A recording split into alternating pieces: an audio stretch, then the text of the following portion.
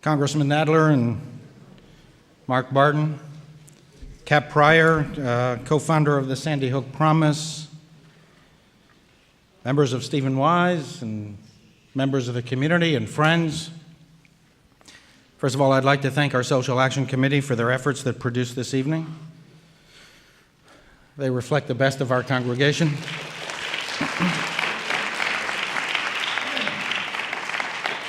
There are people who care about the world and are not satisfied only with words. Deeds is their motto. What can we do? How can we make a difference? Also, I'd like to welcome Congressman Nadler to our community, who has served in the United States Congress for over 20 years, representing this neighborhood and much of the West Side. Now, Congressman Nadler, consistent with the laws of the United States that you helped to draft, as a religious corporation, we do not express political preferences. We care deeply about policies, and we do our best in improving our neighborhood and society, but we do not engage in partisan politics. At the same time, in the 2012 elections, you won over 80% of the vote. And it doesn't take a political genius to recognize that many of those votes came from members of Stephen Wise. It is, after all, the Upper West Side. You are exceedingly popular in our congregation, and we welcome you, and it's a big honor to have you here. Mr. Barden, where are you? Yeah. We thank you also for making the effort to address us today. And please convey to your wife, Jackie, and to your children, James and Natalie, our collective condolences for the loss of Daniel. The biblical Job cried out upon the death of his children, "That which I feared has come upon me." That which every parent fears has come upon you. We grieve with you. Mark, we are committed to affirming the life of Daniel and all of his friends and teachers who died on that murderous day by ushering in meaningful change. As you stated at the White House, change will happen. It will happen soon. We will keep moving forward and build public support for common sense solutions in the areas of mental health, school safety, and gun safety. We're partners with you in bringing about this change. In this way, may all those who lost loved ones on that fateful day find a measure of comfort and consolation. Daniel will be remembered for inspiring many thousands of people to act, to restore a measure of common sense in this country. And when we do this, we will save lives. And there will be children who will live and not die because of these measures. In many ways, they will owe their lives to Daniel's short life and those of his friends and his teachers. And one final word to all of us. We know that there is darkness in the human heart. Our faith teaches us two responses. First, to bring light to darkness. We look at a 7-year-old child and we can see the best of us reflected in them. We are reminded of what is also inside of us: goodness, compassion, dependency on others, joy, a certain lightness of being. We are reminded of the miracle of life, and we are inspired to bring this goodness to others. And second, our faith teaches that we are commanded to work ceaselessly to create a better society. A more just, tolerant, kind, generous, and compassionate society where weapons of war are converted into instruments of peace and productivity. Faith is about values and justice and compassion and goodness, and when we see elements in our society that are unjust and not good and not compassionate, we must respond. It would be one thing if there was some great cause here, as the fight for civil rights or perhaps protecting and securing the country. One expects tragic losses in these struggles. But gun safety is not that. It's just common sense measures to prevent people who shouldn't be armed from acquiring weapons, and just common sense measures to limit the firepower of those who have guns from introducing powerful weapons of war onto the streets of this country. They have advanced a fake and bogus argument about freedom. It's not about freedom. It's not about some sacred liberty being seized from us. This gun violence epidemic actually limits our freedom. We are creating an America that is less free. where danger lurks behind every corner, when we cannot even go to the movies or shopping or to school without worrying that someone will commit atrocities to us or our loved ones or our neighbors' loved ones.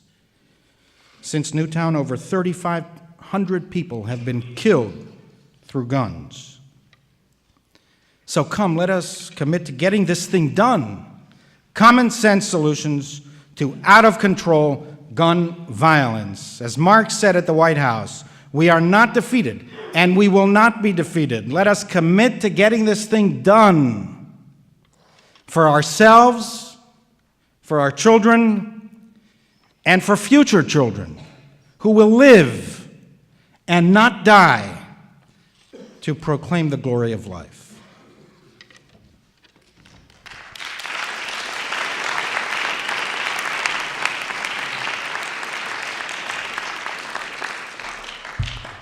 Hi, I'm Deborah Cooper.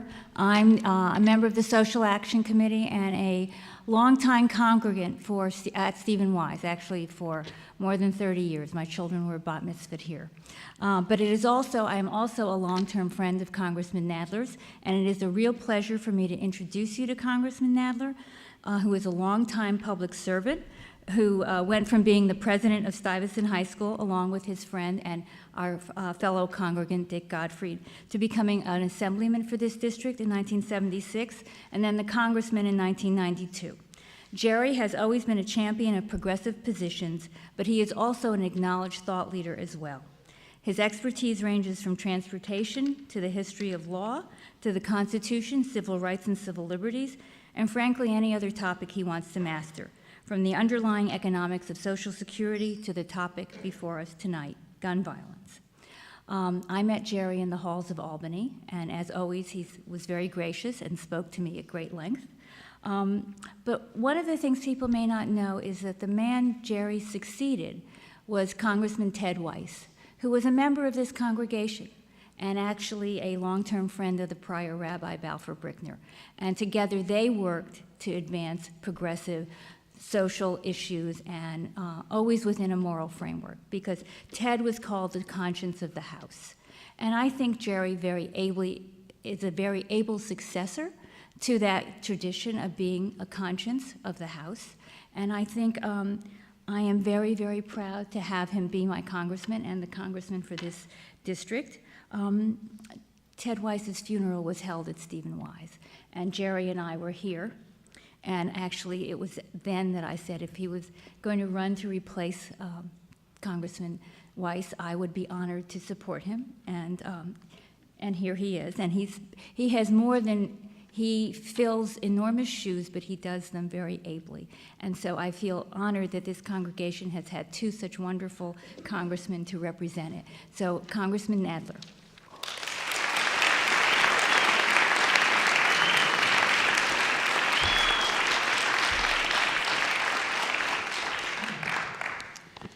Well, thank you, Deborah, for that very florid introduction. Good evening, and thanks so much for inviting me to speak with you here tonight. Thank you, Rabbi Hirsch, for your great service to this community. Thank you, Mark, for coming tonight to share your experience with us. We are all deeply sorry for your loss and for the loss of the other Newtown families. And thank everyone here for joining us tonight as we discuss an issue that is of the utmost importance to our nation today. How do we do better as a society to prevent gun violence? The utter horror of the murderous shootings at Sandy Hook Elementary School in Connecticut remains in all of our minds and has rightly propelled us into a critical dialogue that we hope will produce real action after so many, many years. And the problem has been with us for many years. Much of the time, families and communities, especially in our inner cities, have fought on the front lines against gun violence without much attention from the rest of society.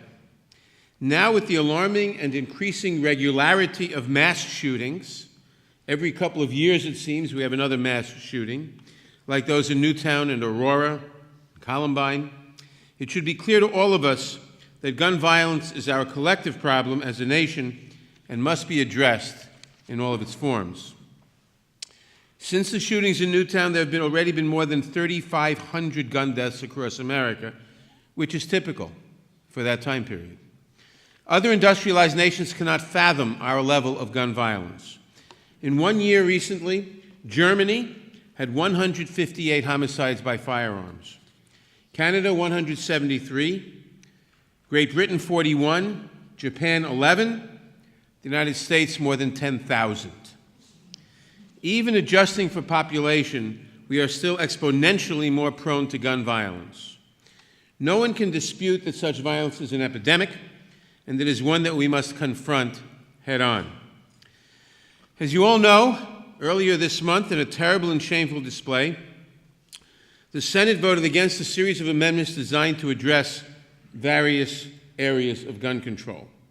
The Senate even voted down the bipartisan Toomey-Manchin compromise to expand background checks, a piece of legislation that already fell short, far short, of making background checks universal, or of plugging all of the many loopholes exploited by criminals to get firearms.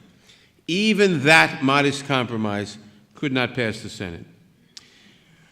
The votes were a truly outrageous display of Congress at its worst. The level of hypocrisy and propaganda was extraordinary. Part of it we can explain by pure political cowardice, or put more charitably, by cut and dried political calculations in which some senators believed their votes would determine whether they would hold on to their seats in future elections. But of course, what we saw was the NRA and other pro-gun organizations flexing their muscles, lying, and exploiting fears in order to gain leverage. It's a textbook example of self-serving interests using political pressure to betray the will of the majority, and it's truly unconscionable, both for the interests bucking the will of the people, and for legislators succumbing to that pressure. The fact is that most people agree that we should not allow felons and the mentally disturbed to buy guns. In fact, who in their right minds would not agree with that proposition? Nearly 90% of Americans support universal background checks, including most members of the NRA. But let's be clear. This is not about hunters who do not need semi-automatic rifles with huge capacity clips. It's not even about millennialists who imagine that their armed-to-the-teeth militias will be the only line of defense against an inevitable invasion by government forces. They are too small a minority, even if they are a particularly crazy and vocal one.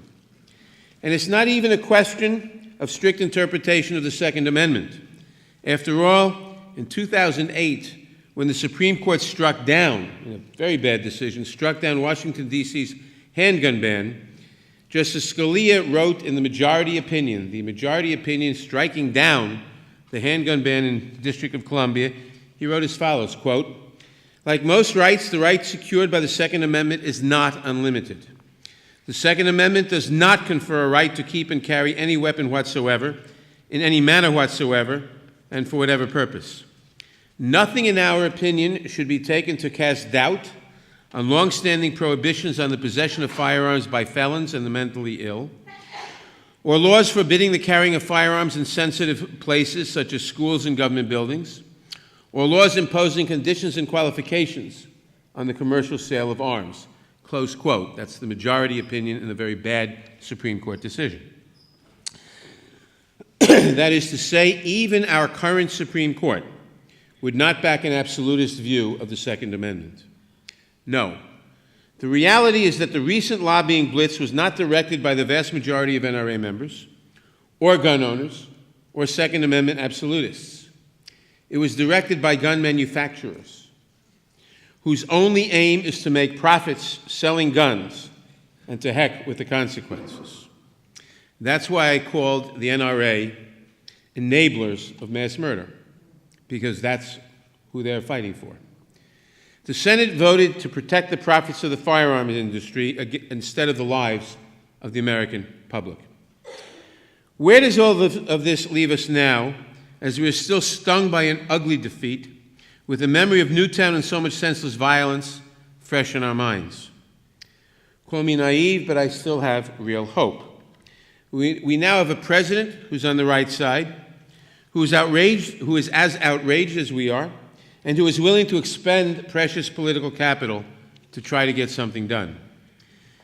What's more, the elections of 2012 showed the NRA, for the first time, to be somewhat of a paper tiger, a force whose legendary influence over elections may be partly myth. Clearly, last week's vote shows the perception of the gun lobby's strength, but recent electoral numbers suggest they may no longer have the mass support to back it up as much as they did. But we are now in a moment of regrouping and reassessing, and we must settle in for a long battle to make the real change that the American public demands and that our safety requires. The national campaign to create reform must now make good use of our powerful allies, of the large majority of Americans who want change, and of the rising gulf between the NRA and its rank-and-file members. And I believe the broad center will now engage, the broad center in American politics. We've always said that you can beat a majority with one-issue committed voters. That if one-issue committed voters will say, this is what I will vote on, and I don't care about anything else, they have an out-of-proportion weight. But if the broad center, if a large section of the electorate says, enough, we're now going to watch your votes on this issue. Hasn't been true, that changes the equation. Hasn't been true on this issue for a long time. It was true in 1994. In 1994, when we passed the Brady bill, when we passed the assault weapons ban, we were able to do that because, for a variety of reasons, the broad center was engaged. I believe the broad center is becoming engaged again because of Newtown, because of the activities of the Newtown parents, because of what people are seeing. Look at the result of the vote last week. Senator Toomey, a very conservative Republican in a swing Democratic-leaning state, Pennsylvania, suddenly you look at his poll numbers and they shot up because he was the co-sponsor of the Toomey-Manchin amendment and he supported it. Look at the poll numbers of Senator Kelly Ayotte, a Republican, a conservative Republican from New Hampshire, traditionally conservative, though somewhat trending less conservative state. Her numbers have fallen 15% in the last week since the gun vote. That tells you something. That's what enabled us to pass, that kind of reaction is what enabled us to succeed in 1994, and we have to fan it. We have to stoke it. We have to make sure that people don't forget about it until we succeed. And we have to persuade our senators that if they can't pass a bill like this because of the Senate filibuster, then they must get rid of the Senate filibuster so that a minority cannot hold sway over the majority on every vote. Then we will have an opportunity to get more than just the minimum compromise that is acceptable to gun manufacturers. Here I want to mention briefly some of the most important bills that we must vigorously push. Some of them are not doable right now, but I must say conditions change. And I want to mention one personal anecdote. In 1980, I introduced a bill in the state legislature on child support enforcement. I won't go into what it was, it doesn't matter. It was a bill that was considered so radical that when I introduced the bill, the ranking minority member on the subcommittee burst out and said, "Are you crazy?" in the middle of the committee meeting. It got no votes whatsoever from the Democrats or the Republicans except my vote. 6 years later, Governor Cuomo signed that bill into law in New York, and 2 years after that, President Reagan signed the national version into law in Washington. So things change if you know how to utilize the momentum and the politics. So here are some of the most important bills that we must continue to vigorously push and get some of them or all of them eventually.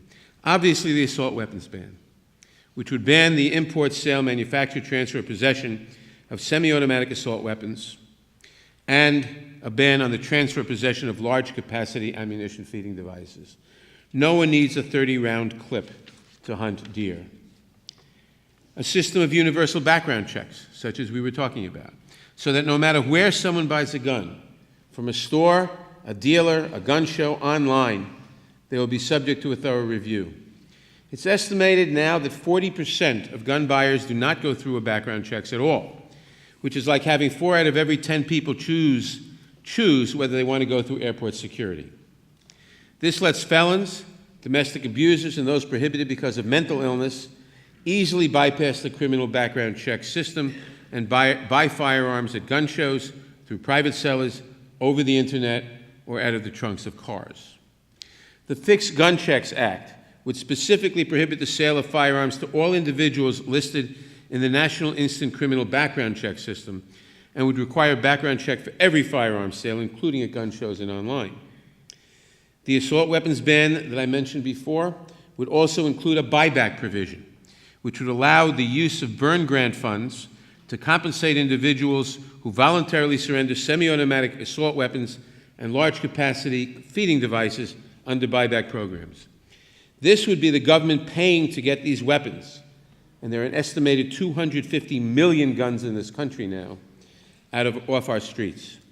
A gun buyback program was successfully used in Australia a few years ago following a mass shooting.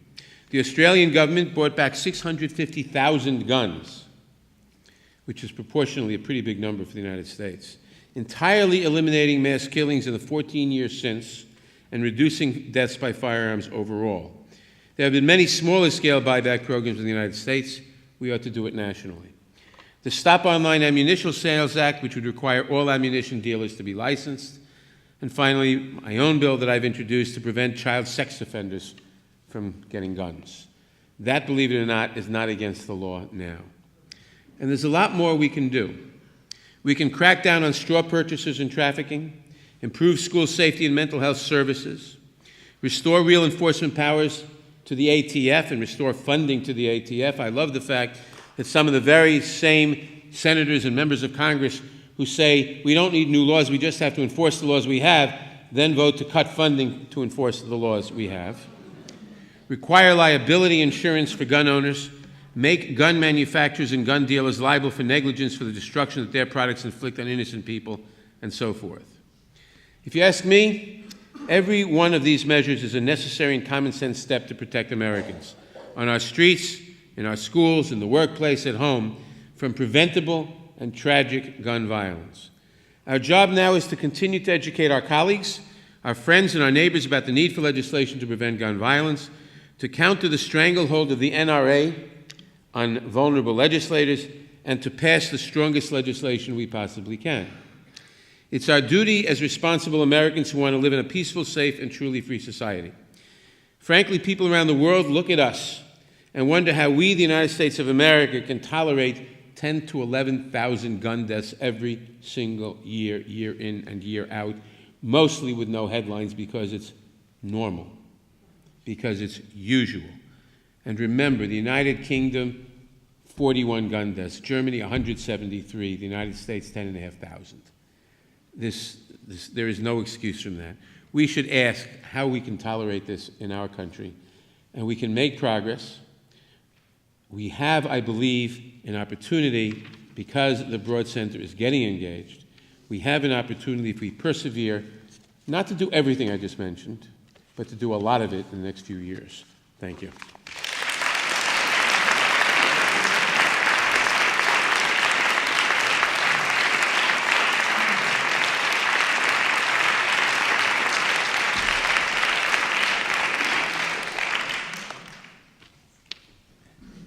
Thank you very much, Congressman.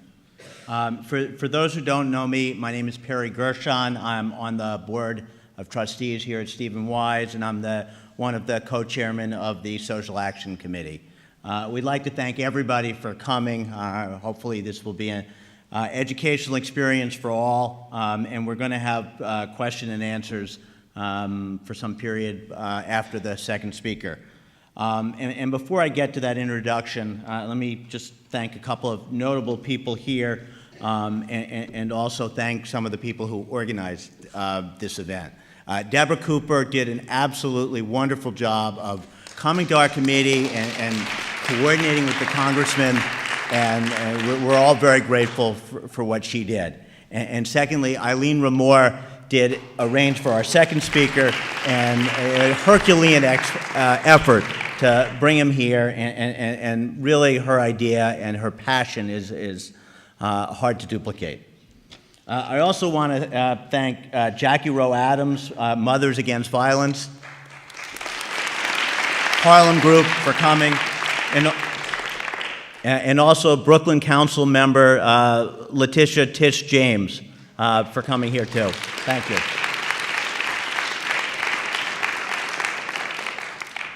So on to our other speaker. He was a musician, minding his own time, proud of his family, and not in the spotlight at all. He moved from New York City to what he thought would be a safe part of Connecticut to enjoy what was supposed to be a good school to educate his family. And then suddenly the Newtown massacre occurred, and this tragedy changed his life. While devastated by the loss of his son, Daniel, Mark Barden has made real efforts to improve our world as a result of what happened. Mr. Barden gave the introduction to President Obama's remarks after the Senate rejected the common sense background check legislation. And before that, he spoke to key members of the Senate shortly before the vote, hoping to directly influence the outcome. Since that vote, he has been speaking publicly and really trying to make a bad event, the vote in the Senate, turn into a good event, a passage of sensible legislation in this country. Stephen Wise Synagogue is honored to have Mark here and to follow up on Congressman Nadler's remarks. Mark?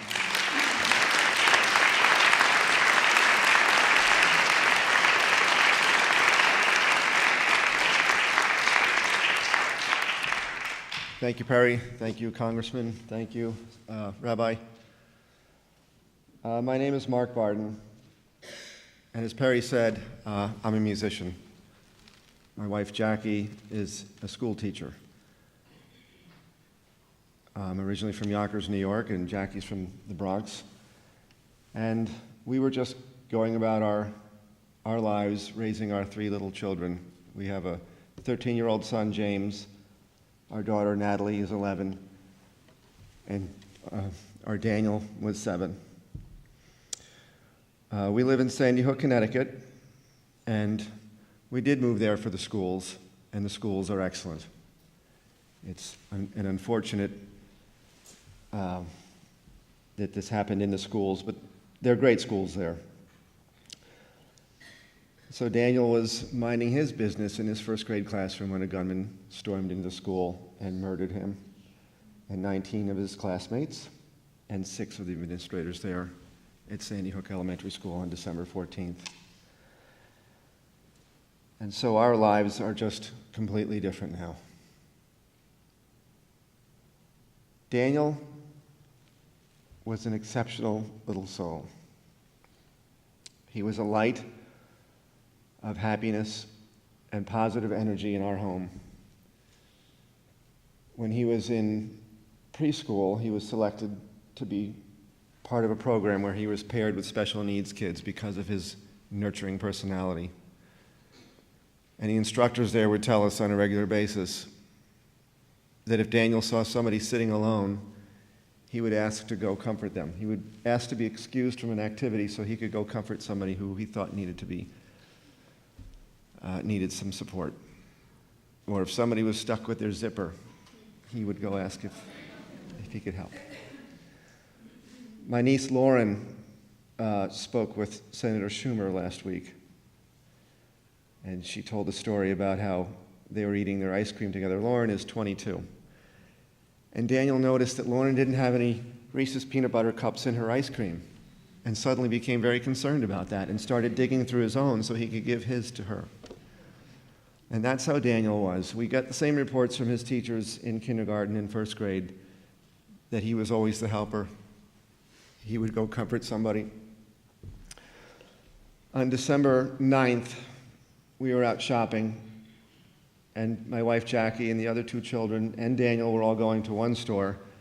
They were going to get snacks and stuff, and I was going to a hardware store. And Daniel noticed that I was going by myself. So he told them, he said, "I'm not going to go with you guys, I'm going to go with Dad because he's all alone." So Daniel had this wonderful capacity, and he was surrounded by love. His brother and sister were infinitely patient with him. They read to him, they played with him. He has a lot of cousins, ranging from age mid-30s down to his age. And so he had a lot of love and a lot of compassion, and he gave all of that back tenfold. My niece in Maryland started a Facebook site to honor his kindness, and she calls it "What Would Daniel Do?" When her daughter, who was 16 years old in Maryland, noticed a boy who was sitting by himself, she thought to herself, "What would Daniel do?" And she went over and engaged this little boy in conversation. And it had such a profound effect on him that he came back to her at the end of the day and said, "What was your name again? You were so nice. You sat and talked with me for such a long time. Thank you." And it had a profound impact on this kid, just going over and talking to him. So her mother, who's my niece, got the idea and said, "I'm going to start a Facebook site so the world can see this. What would Daniel do?" And I think right now it has 23,000 likes on it. And it's not about policy, not about legislation, doesn't cost money. It's just about sharing this little platform of simple kindness. And so if we can share that and spread that throughout the world, I think that little bit of cultural change, we can maybe nudge this culture in somewhat more of a positive direction. I think on December 15th, the day after this happened, a small group of family members in our community came together to form what is now the Sandy Hook Promise. And the Sandy Hook Promise is about that. It's about affecting change, about affecting positive change on many levels. It's about cultural and community and family connectivity. It's about talking to the person sitting alone. You know, there's a sad parallel that I've noticed in that the young man who killed my son was the little boy that sat alone. And so maybe if there was a little Daniel Barden that came along somewhere in his growing up that spoke to him, perhaps things could be different. So the Sandy Hook Promise is trying to address those issues and many others. And right now, this issue of gun legislation is the issue that's on the table. And the families that have been involved with Sandy Hook Promise are a broad spectrum of cultural, political, economic, ethnic. None of these people signed up for this. We were selected at random. I don't even know what their political views are. I don't even know if they're Republicans or Democrats or independents or what. Maybe there's gun owners or non-gun owners. But everybody's been galvanized to try to reach the same goal and just try to find a way that we can be a safer, less violent society. So it's not a partisan issue for us, it's a personal issue. And it's not just about mass shootings. It's about, I think the number of gun-related violence in our country, and it includes all kinds of different gun-related violence, but I think it's at about 32,000 every year here in the United States.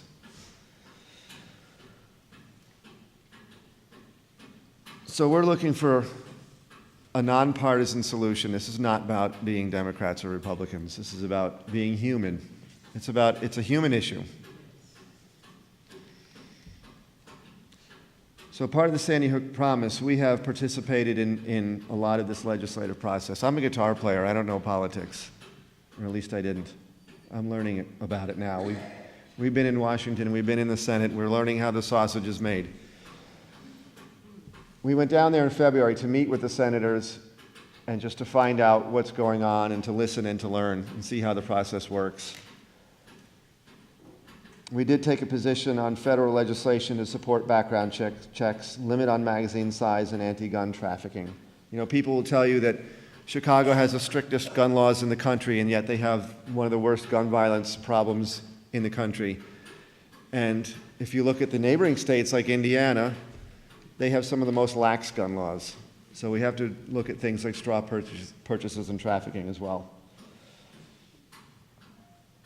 When we went down to Washington a few weeks ago, we were surprised to find that there were many in the Senate that were trying to block this conversation from even happening.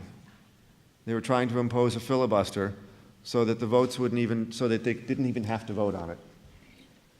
I think Jon Stewart said, if you're going to spend millions of dollars to get yourself elected to a position where you're a legislator and you make laws, how dare you then try to block the laws from being made and try to block yourself from having to vote and be on record for voting up or down.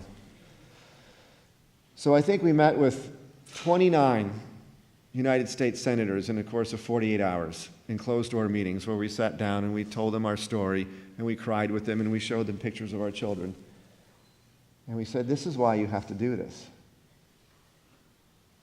It's not about politics. It's about saving lives.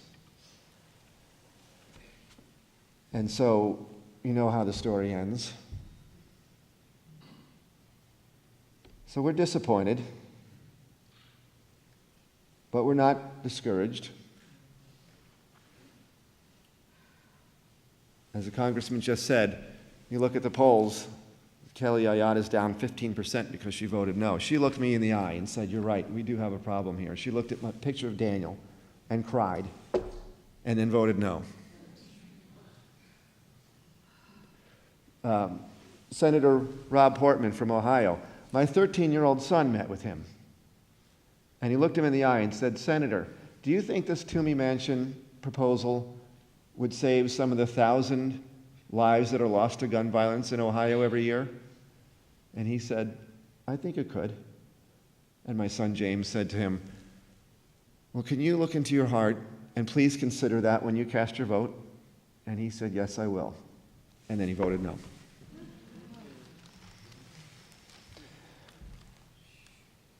I don't think it's time to shame these people right now. I think we've worked hard to cultivate a relationship with them. Yes, I think they should be held accountable by their constituencies. But right now, when we're asking them to vote again, and they will be asked to vote again on this, I think they need our support. And I think the people that voted yes are also under pressure. There are senators from conservative states that are under a lot of pressure. They need our support. I think we need to speak up. I think we need to reach out. If you have constituents in any of these states that voted no, please appeal to them, because this will be back. I think this will be back I think they're trying to get it back before the August break, so maybe June or July. The Toomey Mansion bill, which does not take away Second Amendment rights. It does not start a registry. There's actually a clause in there. There's a provision in there that says it's a felony to start a federal registry. So it's not about the slippery slope to confiscation, which some will offer. It's not that. We just have to keep moving forward and try to speak up. That centrist group, that 90% that supports this, we have to make sure they are as loud as the other side. And I think we can make this happen. I think we can move forward and make this nation a safer, better place. And I know I have to do that. Daniel would be out there doing it, and he's not able to anymore, so I have to do it for him. So that's what Daniel would do. Thank you for your time.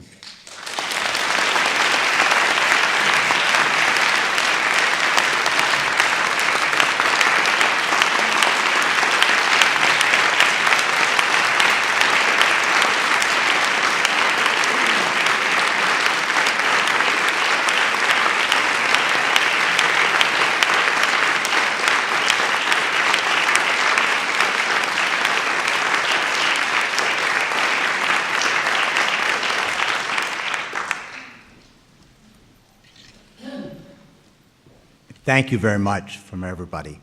Okay, we're now going to do a Q&A period of how long? 15 minutes? We'll go for 15 minutes or so and then see where that takes us. We have microphones on both sides. I can recognize people from their seats, and if you would walk over to one of the microphones, that would be best. Over here first. And people, if they want, can line up at the microphones. That might be a little bit easier. I have a few questions, and one of the reasons I'm here is to ask it. First question, it's kind of two-part. To Jerry Nadler, what's the difference between now and in the 90s when the assault weapon, the Brady bill was able to pass? Is it Citizens United? Is it that the influence of money is more? I mean, what is it, the Tea Party? Because the NRA's power has not, was strong then, it's strong now. So what's the difference? Well, the influence of money is greater, but I don't think that has impact on this, has impacted this particular issue, that it's impacted the gun control. I think the difference is that for a short period of time in the mid-90s, 1993, 94, as I talked about in my remarks, I thought the broad center got engaged, and then they got unengaged. Why did they get engaged? Because it was over. What engaged them? Was that? The history of the period, the murders that we had then, there were, I don't even remember what specifics, but the broad, the center got engaged. We passed the Brady bill, we passed the assault weapons ban, and people went back to sleep. Mm-hmm. The NRA doesn't go back to sleep. The gun manufacturers don't go back to sleep. And it's taken a long time, and it's taken, frankly, Newtown and Aurora till we see I think we see the broad center getting engaged again. It's our job to make sure they get engaged, to not let the issue flag.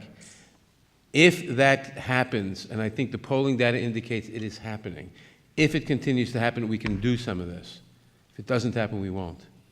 So my next question is, as a resident of the Upper West Side, where I have, you representing me, Chuck Schumer representing me, Christine Gillibrand representing me, whatever, whose name I can't pronounce.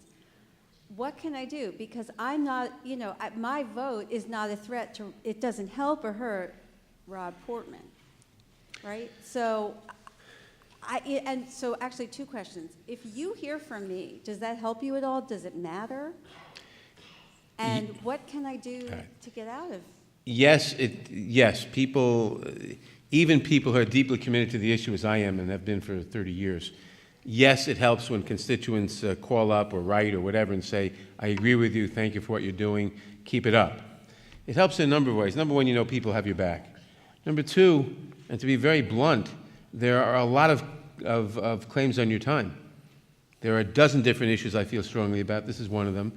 Where do I put my time and energy? And you can help affect that, just as a constituent. My personal viewpoints and conscience will affect that too, but so can constituents. But you're going to vote yes. Schumer's going to vote yes. But vote yes is not the only point. I'm going to vote yes. But how many people are in Congress are devoting time and effort and work to the issue, and how much are they? So that's number one. Number two, what you can do, and also people want to hear it. I mean, if the only people hear from their constituents or if the only thing you hear are for those who disapprove, you get a very. Let me give you an example. I'll tell you it's a true story. Remember the TARP vote? Okay, it was Erev Rosh Hashanah. I got in the week preceding, and I was very questionable about that vote. I got about 7,000 emails in the week before the vote begging me to vote no. I got maybe 50 or 60 saying vote yes. I judged that I had to vote yes in the end. I'm not here to defend the vote, but that was my decision at the time. It was Erev Rosh Hashanah. Rosh Hashanah was that night. The debate went on. They finally called the vote at 2 o'clock. I put my card in the voting machine, hit the yes button, and ran out the door for the train station. Got to the train station 15 minutes later, went into the Acela lounge, looked up. The vote was still going on. It was still on the monitor, and I took one look. I said, "Holy cow! This vote is going down. It's failing." Well, what could I do at that point? I got on the train. I went home, changed, went to shul. for Yom Kippur, for Rosh Hashanah. Went to BJ, about 2,000 people there. Every one of them was in shock. Oh my God, what's going to become of us now that this failed? We're going to have a depression. How is this going to be? And I thought to myself, where were you last week? Where were you? I mean, judging from my mail and from everything else, nobody wanted me to vote for this. And yet, obviously, a lot of people did. So it's important that people know the truth, that people know it, and that we can say to our colleagues who are on the fence that plenty of people want this. That's number one. Number two, what can you do? It's very frustrating to have congressmen and senators who totally agree with you. I know that. It's frustrating in a different way than if you had congressmen and senators who didn't agree with you. And the answer is, there are a number of ways in which you can influence other districts. At election time, not at election time, you can contribute money, either to Congress members or senators who do the right thing, or who are in swing districts and say they're going to do the right things. You can campaign for them. These days, with cell phones, you don't even have to leave Manhattan to campaign for someone in Ohio. You just go to a call center at a local Democratic club or Republican club, as the case may be, and make phone calls to a list they'll give you. There are any number of ways in which you can help people who are running, in which you can give money, by the way, and I didn't mean to exclude this, not only to candidates and members of Congress, but to organizations that are supporting this, that will put the money and the resources to good use. So you can influence it. You can talk to people you know who live in other places. We all know people who live in other places. And not so far away, by the way. There are people in New Jersey who don't vote the right way, not too far from here. And I'm sure we all have people in some of those districts that we know. Thank you. We're going to go from one side to the other and alternate. And the one request I'd like to make, if people could limit their question to a single question going forward, because it seems like there are a lot of people who want to get their questions in.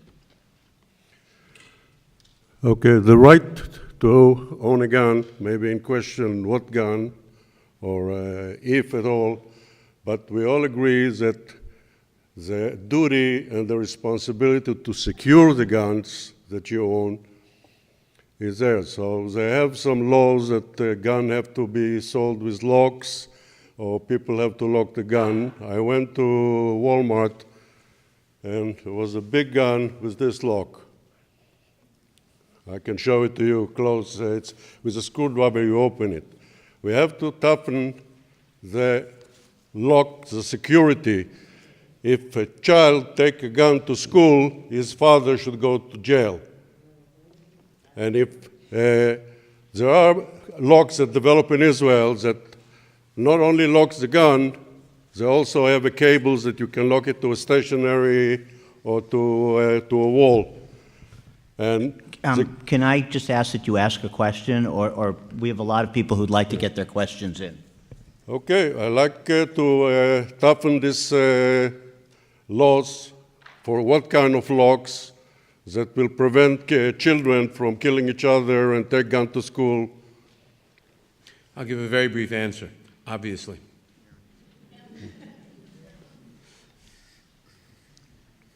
I was going to ask part of the same question from the Congressman. What can we do? What one or two things can we do? But I'd like to ask Mark the same question. How can we leave tonight? What one or two things can we do that will make a difference? The question is what, excuse me, what can you do to help? And I understand that, especially here, it's like the preacher preaching to the choir, because I think a lot of us are on the same page here. You can look to organizations that are out there trying to effect a change. Sandy Hook Promise needs all the support they can get to keep functioning, to keep doing the research. They're researching brain health, they're researching school safety, they're researching family and community connectivity. They're researching, we may have to do this state by state if we can't get the federal government to act. So we may have to go, I'm going to New Jersey tomorrow to help them work on stricter magazine limits. So we may have to be going state by state. So if you want to support the groups that are trying to make the change, that's one thing you can do. Congressman, you mentioned Australia as a model Gun gun control buybacks. and gun violence. What you didn't mention were that several of the rules which Australia has in place in order to control gun violence, including it takes upwards of 6 months, sometimes longer, to get a permit. The people have to hold a gun in a safe. They have to hold ammunition in another safe. They have to consent to the Australian authorities inspecting it at any time, and so on. That has been said to really control gun violence. Those kinds of rules. Would you be would you be an advocate of those kinds of rules in this country? Yes, but I think there are two questions. Would I be an advocate of that? Sure. I mean, it's simple for me. I favor the most restrictive restrictions you can think of. I don't see any reason, frankly, why, as far as I'm concerned, I wouldn't mind people being prohibited from owning guns in their homes and having to go to a gun range and rent a gun to use it that day. But that's not. But the real question is, what can we accomplish in this country that can reduce the toll? We're not going to accomplish that kind of thing. We have to go as far as we can, practically, and then go to the next step. And the things that I mentioned before, such as gun buybacks, such as background checks, such as assault weapons bans, such as banning the sale of high-capacity clips, those are the things we might accomplish. I sponsored legislation years ago to demand that everyone register their guns. That's completely beyond the pale, apparently. So I favor as much restriction as you can possibly get, because I don't see any real need for any of this. And so, yes, I would favor that, but the question is, what can we get? And we have to push as far as we can. I want to bring to everyone's attention that this gun legislation that was pending in Congress would have been passed had there not been a filibuster. The filibuster was by a minority of senators. The majority had to have 60% to permit the bill to come before the Senate to be discussed. That is outrageous. So we did have 57 senators who would have voted to pass gun legislation had it not been for the Senate rules. One of my suggestions is that we bombard our senators and demand that we have a country that majority rules, where 51% can stop, can carry a bill, rather than having to have 60% vote. The other thing I want to bring to the attention is that, Again, could we try to limit the remarks to questions? Well, The idea here is to allow the speakers to answer questions. A lot of us share the views that you're espousing, but this is a question and answer period okay, where you're not the audience. I have a suggestion for action, which everybody is looking to see what they can do to make this progress. 90% almost of the American public are for gun control. We have 300 million people in our country. So 270 million people are for gun control. I believe that if we march on Washington with 1% of 300 million, which is 3 million people, this was done during the Vietnam War. Okay, I myself was again, part of it. I think we're going to move on to the next No, but questioner I over want to here. throw out the question, why don't we have a mass march on Washington to put further pressure on our representatives? I'll answer both of those briefly in reverse order. We had the Million Mile March a number of years ago. It's not a bad idea to do it again. Marches on Washington can apply certain pressure, but again, most of the marches are going to come from districts with sympathetic representatives, but a march and civil action can have an effect, and it's a good organizing tool. Your other question, I assume, was a question, not just a statement, was about the filibuster. I think I mentioned that in my prepared remarks. As far as I am concerned, we should abolish the filibuster.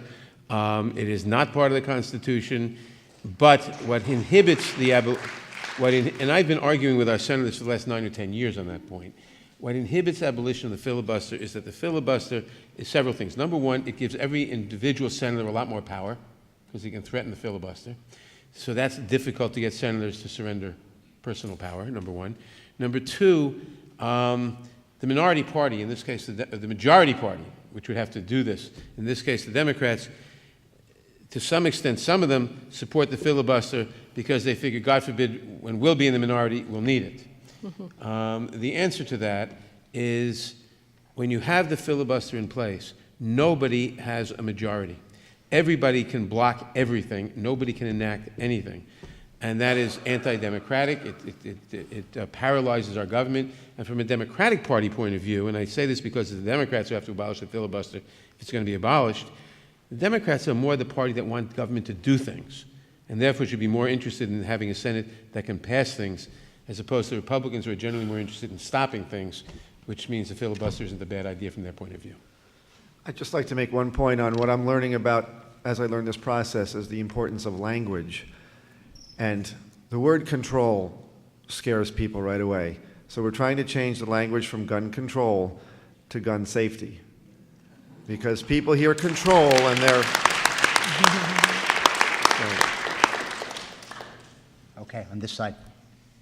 Yes, I think it's important to consider this horrific event in Sandy Hook without falling into being very hypocritical about what we tolerate in terms of violence and the source of violence. And I think that we've seen over a period of time the U.S. adopt a policy of torture, a policy of using drones, dehumanizing war.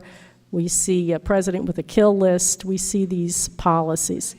My question related to this has to do with a certain kind of violence, and actually the congressman referenced it around the question of the TARP vote. There's currently a tremendous escalation of suicides, death, and emigration, first in Europe, and it'll accelerate in the United States around the current economic crisis. And the fact that you referenced the question of the TARP vote is the perfect entry for me, because my point is that there's a move now to put the Glass-Steagall bill back into operation. I want to know your response, because we're talking about casualties, and we're talking about hypocrisy about the number of people dying around these kinds of policies. And how do we retake control, as you say, safety, over the financial system in the way that FDR did to create a condition where we can stop the dehumanization of people and this death rate coming from these economic policies? Let me answer that very briefly. Number one, yes, I favor reinstitution of Glass-Steagall, and I'm not going to say anything more about that because that's a separate topic. Secondly, yes, our economic policies in many ways are upside down, and we're going to change that, but that's a different policy discussion.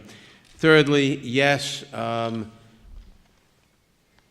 we have a lot of policies in foreign policy and military policies that one could debate, that I oppose, some I support, and one could make the argument that some of those increase violence and increase insensitivity to violence, which comes back to haunt us at home. And there's some truth to that. However, you cannot equate the different types of violence, because if you do, there is no end to it. And then you end up, you don't want to get into a situation where you say, what's the point of gun control as long as we're bombing Cambodia? Or what's the point of why shouldn't we bomb Cambodia as long as we're killing people at home? You've got to deal with each on their own merits, and you've got to stop the violence where you can and not make it all dependent on a total solution to all the problems, because then you'll never get anywhere.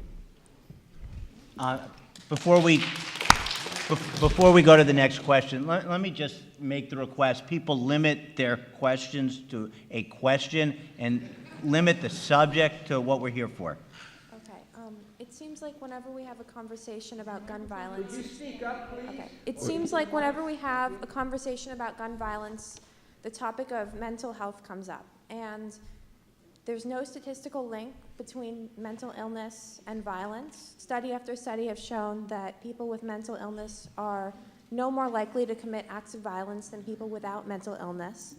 So can you explain to me why, instead of supporting stronger gun control legislation that applies to the entire population, you're supporting stronger controls for the 1 in 4 Americans who have some sort of mental disorder. Could you repeat the question?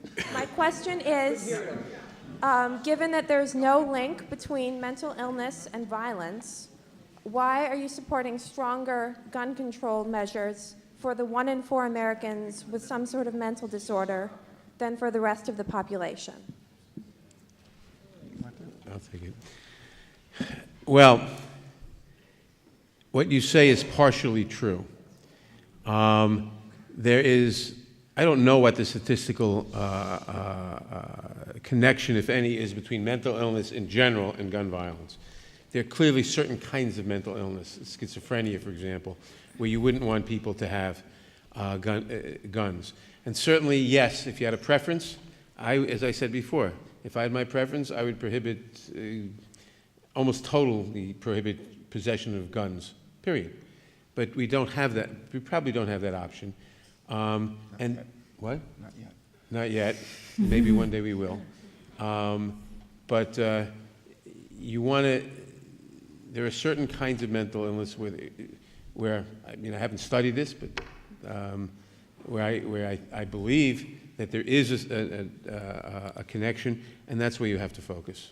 Okay, can I just say really If quickly? you have contrary information, let me say this: if you have contrary information, I'd like to see it. Okay, Okay, I'll show it to you. privately. Can I add one? Yes, not.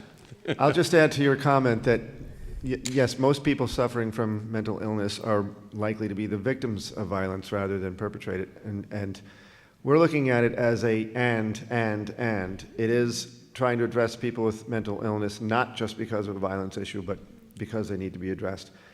And gun violence, and legislation, and school safety, and family connectivity, and community connectivity. It's all of it. Perry, I'll be brief. I just want to say, as a member of the Social Action Committee, we put together some flyers that are out in the hallway about things to do. There are 3 of them. One deals with Congressman Nadler's bill. One deals with the Manchin-Toomey amendment when it comes up again. And a third deals with something called reciprocal concealed carry. And they're all on the back table there. And so everyone feel free to take a copy. And that's all. Thank you. Oh. And I want to acknowledge that Councilmember Brewer is here. And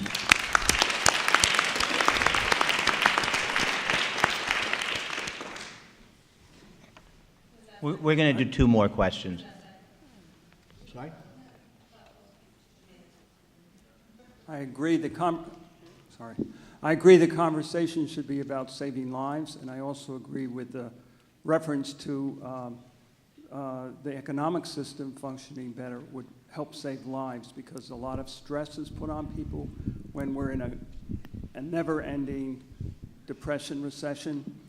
Now, and I'm very gratified to hear that, Congressman Nadler, you said you're in favor of reinstating the Glass-Steagall.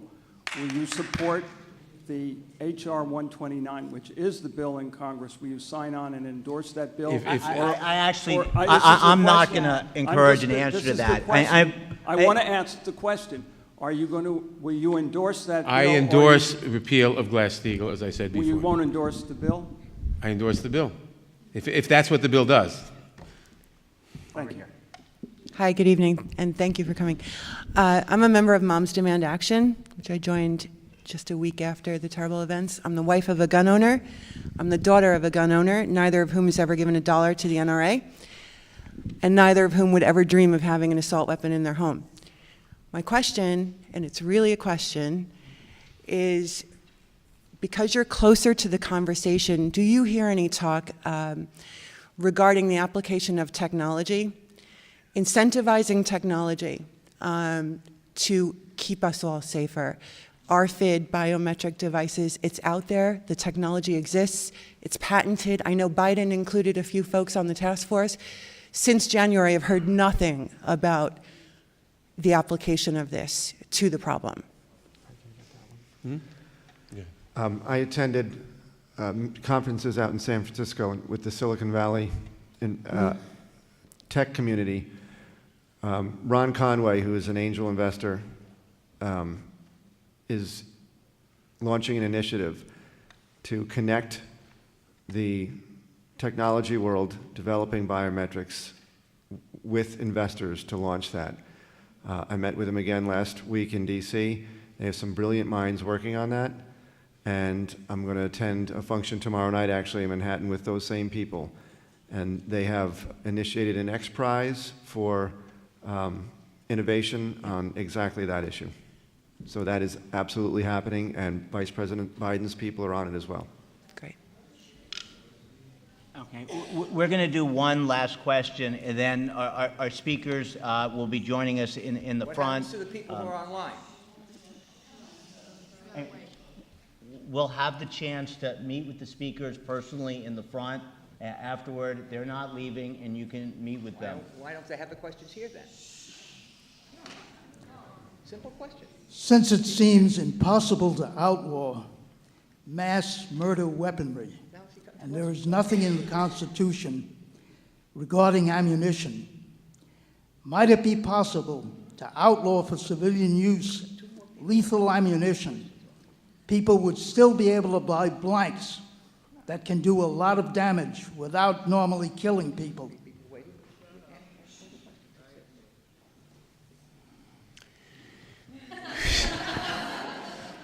Well, certain kinds of ammunition, like dum-dum bullets, are already outlawed.